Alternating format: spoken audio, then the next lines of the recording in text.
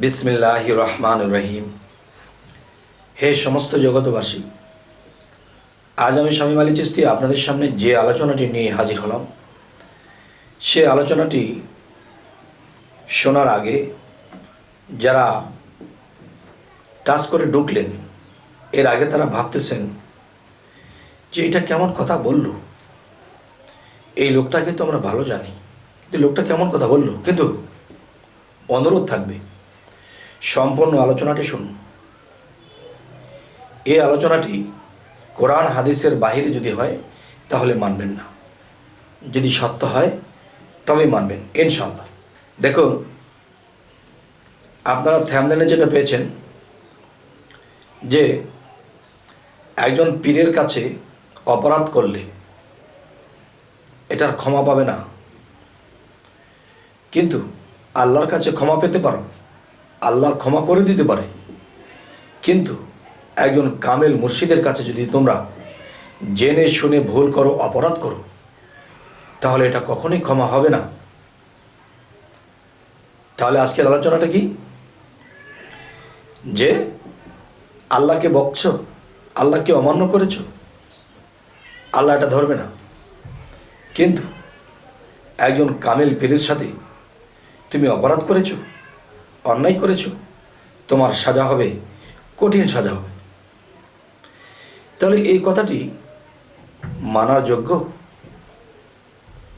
দেখেন, পৃথিবীতে অনেক মানুষ অনেক কাজে ব্যর্থ হয়ে যায়, অনেক কিছু করতে যাইয়া সেটা নষ্ট হয়ে যায়।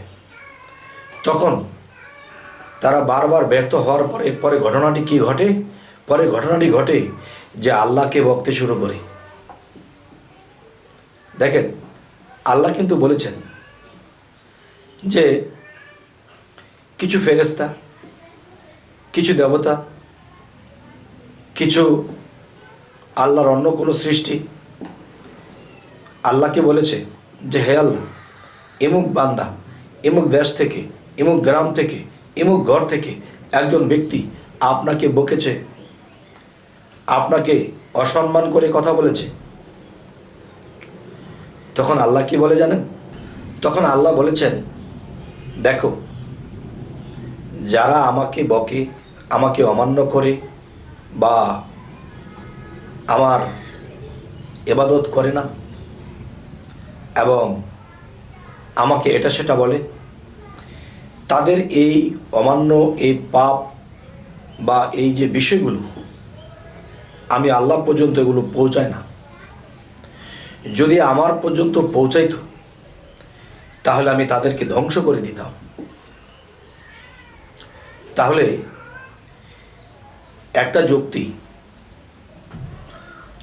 যে সারা বিশ্বের মধ্যে ছোট একটা দেশ, এই ছোট একটা দেশ বাংলাদেশ, এই দেশের মধ্যে কত মানুষ রাস্তাঘাট ভাঙা দেখে প্রধানমন্ত্রীকে বকছে, জিনিসপত্রের দাম বেড়ে গেছে, প্রধানমন্ত্রীকে বকছে। এক ভ্যানওয়ালা, সে অনেক মাল নিয়ে যখন রাস্তা দিয়ে যাচ্ছে, তখন চাকাটা যখন ভাঙা রাস্তার মধ্যে পড়েছে, চাকাটা বাঁকা হয়ে গেছে, চাউলগুলো পড়ে গেছে, ডাউলগুলো পড়ে গেছে। তখন সেই ভ্যানওয়ালা বলতেছে, আমি প্রধানমন্ত্রীর এই করি সেই করি, আমি মানে খারাপ ভাষায় কিছু গালাগালিজ করেছে। তখন ফেরেশতারা বলতেছে, আল্লাহ, এমুক দেশে এমুক ভ্যানওয়ালা আপনাকে খারাপ ভাষায় গালাগাল করেছে। তখন আল্লাহ বলে, দেখো, যে এই পৃথিবীতে যারা আমাকে নিয়ে এরকম বলে, তাদের কথাগুলো আমাকে স্পর্শ করে না, আমাকে তাদের কথাগুলো আমার পর্যন্ত পৌঁছায় না। যদি পৌঁছাতো তাহলে আমি তাদেরকে ধ্বংস করে দিতাম। তাহলে আজকের মূলত কথা হলো কি, পৌঁছানো মানে কি? আল্লাহ জানে না কোনটা। দেখেন, প্রধানমন্ত্রী কিন্তু জানতে পারছে যে মুখ দেশের গ্রাম থেকে আমাকে এরকম গালমন্দ করেছে, এদের অ্যাকশন নিতে আসে না কেন? তারা এগুলো কানে নেন না। আল্লাহকেই বকে, তো প্রধানমন্ত্রী কিন্তু বকতেই পারে। তিনি যদি এটা কানে নিত তাহলে তাকে ফাঁসিতে চড়াতো, জেলখানায় বন্দি করে রাখত, কিন্তু তিনি এসবে কান দেন না। আচ্ছা, তাহলে সারা বিশ্বের মধ্যে ছোট একটা দেশের একটা প্রধানমন্ত্রী এটি কানে নেয় না, তাহলে সমস্ত বিশ্ব ব্রহ্মাণ্ড যা কিছু আছে সমস্ত কিছুর মালিক কিন্তু আল্লাহ। তারপরেও কিন্তু আল্লাহ এসবের কথা ধরেন না। আচ্ছা, তো এবার আসি, ধরবে যদি প্রধানমন্ত্রীকে আমাদের এলাকার মধ্যে যে এমপিটা পড়েছে সাবের হোসেন বা অন্য কোনো ডিস্ট্রিক্টের কোনো এমপি যদি প্রধানমন্ত্রীকে একটা খারাপ কিছু বলে বসে, তখন তাকে অ্যাকশন নেওয়া হবে, কারণ তারা বোঝে না। তুমি তো বোঝো, তোমাকে বহিষ্কার করা হলো, তাহলে তাকে বহিষ্কার করে দেবে। তাহলে বোঝা গেল কি, সবার কথা প্রধানমন্ত্রী কানে যায় না। তো পৃথিবীর অনেক মানুষ অনেক কথা বলবে, এটাও আল্লাহ পর্যন্ত পৌঁছায়, কিন্তু আল্লাহ এটা কানে নেন না। আচ্ছা, সেটার বিচার করতে আল্লাহ আসেন না, কিন্তু আল্লাহ কিন্তু একটা কথা বলেছে,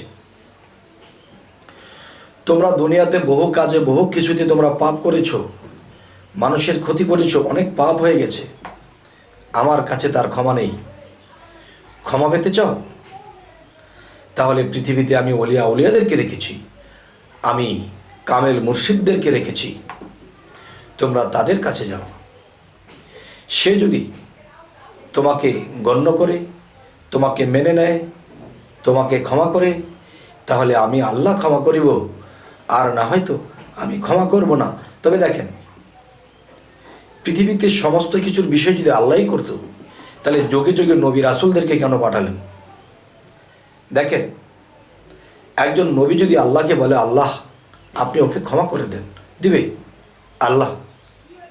আপনি তাকে বেহেশত নসিব করে দেন, আল্লাহ দিবে। কিন্তু তার কথা ছাড়া আল্লাহ করবে না। সে নিজে যদি বলে আমি অনেক ইবাদত করেছি, আমাকে বেহেশত দাও, দেবে না আল্লাহ।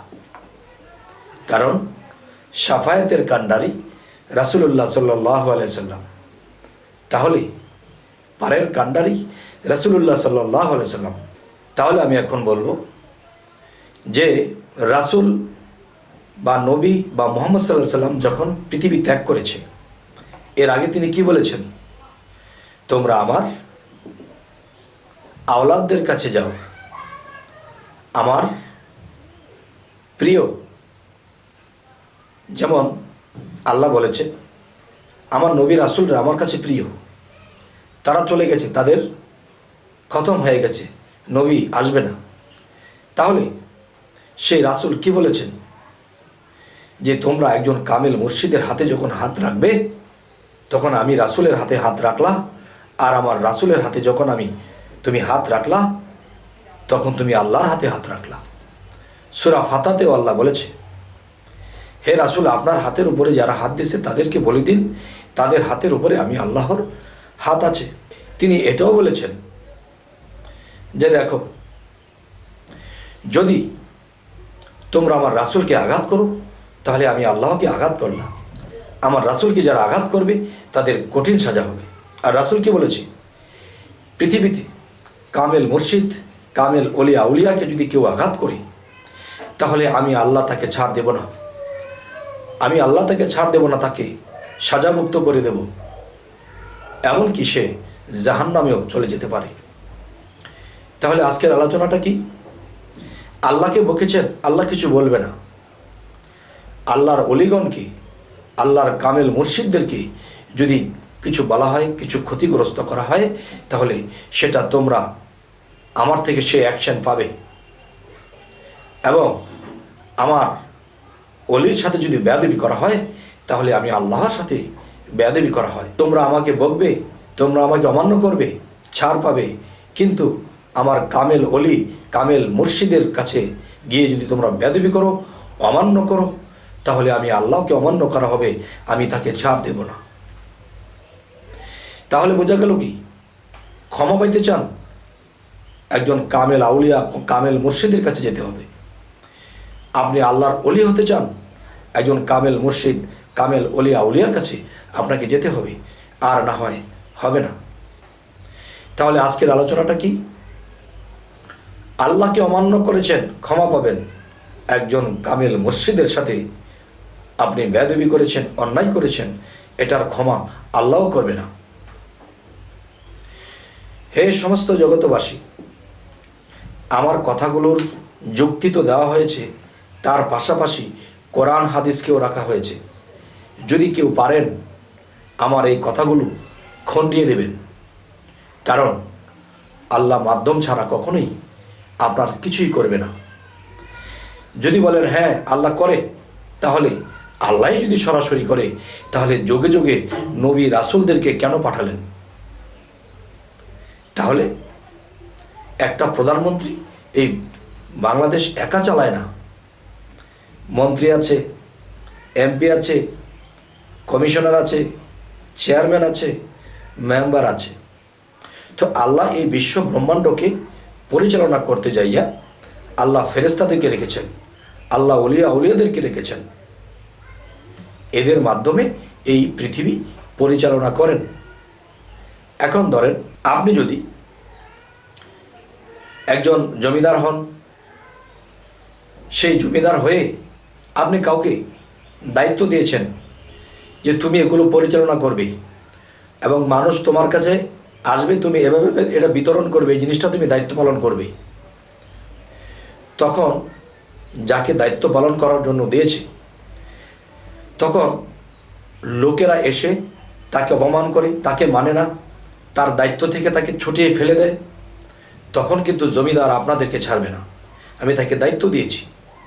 তেমনি প্রধানমন্ত্রী কাউকে ছাড়বে না যদি আপনি এমপিকে, মন্ত্রীকে না মানেন, কারণ তাদেরকে দায়িত্ব দেওয়া হয়েছে। তেমনি আল্লাহ ওলি আউলিয়াদের উপরে, নবী রাসূলদের উপরে দায়িত্বভার দিয়ে দিয়েছেন, ফেরেশতাদের উপরে দায়িত্বভার দিয়ে দিয়েছেন। এখন এদেরকে যদি আপনারা অমান্য করেন, তাহলে আল্লাহকে অমান্য করা হবে, কেননা আল্লাহ তাদেরকে নিযুক্ত করেছেন।